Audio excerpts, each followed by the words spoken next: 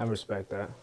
So do any of this time, because with your music, it's like I see it's kind of like really rock influenced. Mm-hmm. Um, what is your take on drugs right now in music? A lot of young artists using drugs and I don't think it's new. I don't think it'll ever go away. I think it's perpetual, and all that changes is the name of the drugs being used. And I feel like people love just it's another one of those things where people just like love to blame hip hop for whatever the fuck. Like before when people were smoking weed, it was hip hop's fault, and when people were crackheads, it was hip hop's fault, and now that everybody's off the Xans, it's all of a sudden hip hop's fault, and like no one blames the doctors and the school systems and our parents who put us on the Xans. You know what I mean? Like, like with Generation X, their parents didn't put them on crack; they chose crack. But like with us, like a lot of us didn't choose Xans; we were prescribed it when we were kids. It's just like been there. When I was depressed, I tried to take my life when I was 16. And it was because of Xanax. Actually, my homies were prescribed Xans, and they were telling me, "Oh, you so anxious and you sad." Like I used to just like tweak in class. I'd be in class, like somebody would be like, "Hey man, screw you, man, la la la," throw a piece of paper at me, and like a normal person would just be like, whatever, and keep doing their work. But me, it's just like I gotta flip the desk and like hit you with a book and like do the most. And it's just because I'd be so anxious, my body's just moving. Like I can't breathe. I'm teary up in the eyes. You know what I mean? Like I can't even I'm moving all weird because I'm having a panic attack. It's like he pulled my card. Oh, if I attack him, I'm gonna get kicked out of school. School. You know what I mean? It's one of those things where like all the consequences be weighing on me, and all of a sudden I open my eyes and I'm kicked out. I'm fired. I've lost my band, like, and so for me, I don't consider myself a drug addict or even a drug user. I smoke weed. Everybody smokes weed, and like I pop Xans like when I have to, like when the anxiety is crushing me and I can't breathe or think straight. You know what I mean? It's at the point where I'm just like I can't go outside. I can't do this. When I just can't. That's when I take one just so I can fucking breathe and like you know what I mean? Like a lot of people don't understand what anxiety actually is. Some people like say, "Oh, I take Xans because I'm depressed, and I do this because la la la la." Xans are not from depression; they're for anxiety. They're literally to calm your nerves to the point where some people can sit still.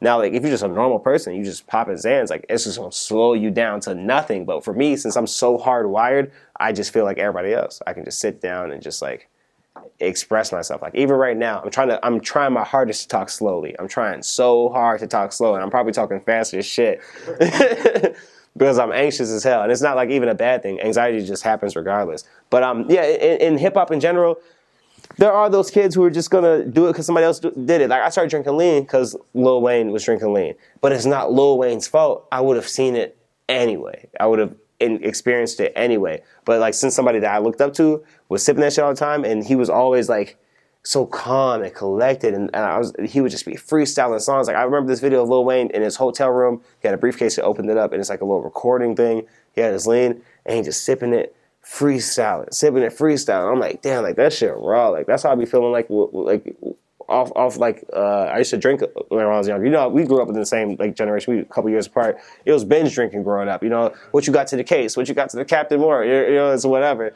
And like I went from that to lean because it was just like, man, like I don't really want to be drunk like that. I hate making drunk decisions. Off the lean, you're not making drunk decisions. You just chilling, everything. Like for me, anything that slows me down is good for me, And I feel like a lot of human beings and rappers especially feel that way because like it's an overstimulated world. We're in this world where like everything's like on demand, high fucking volume, super fast information at their fingertips and all that. Like it's hard to process all this. And plus like it's defeating. It's a defeating industry. It's hard to be a rapper, especially if you don't have a name yet.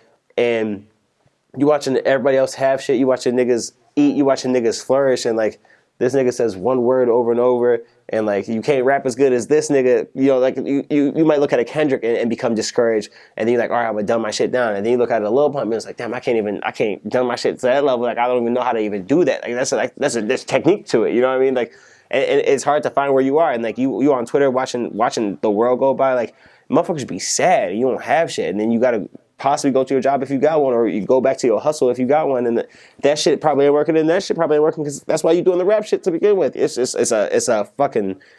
a dark place to be, and motherfuckers cope however they can. I was mentioning this earlier, like coping mechanisms. I feel like a lot of young men in general don't know how to cope, which is why we got this opioid crisis. Because like with me, like if I just knew how to cope with my anxiety, like I don't even know what my grandpa done. My grandpa didn't pop no damn Xan, He just like kept living it and just got through that shit. And like that's what we gotta learn how to do. We gotta learn how to cope with it. You know, like even myself, like I can't get on my high horse right now. I would love to, but like, at the same time, like I'm still working on myself and figuring out how to cope. You know, I'm anxious. Well, Papa's in right now. I'm anxious as fuck. All right, so then I ain't gonna hold you, man. I'm gonna just get this question out since you was talking about, dumbing down and just being coping with things. How are you coping with the boy Trippie Redd stealing your style?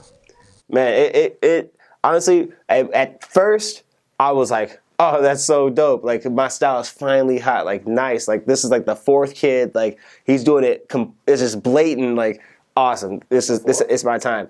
See, the other ones I don't mention because like it's not brazen. It'll just be things where it's just like, I've said that before, or you sound just like me, but I don't want to be a crab and I don't want to burn a potential bridge. You know what I mean? Like I'm still an upcoming artist. I got to be careful what I say. People will make calls and shut you down. You know what I mean? Fuck you up. But with the Trippie thing, it's just so blatant that I can't even ignore it. And I eventually got to the point where it started to piss me off because it was like now even my fans, like my mentions turned from, man, I love you, bro, la la la, super this, super that, to, bro, this nigga taking your shit. Why aren't you saying nothing? What's going on?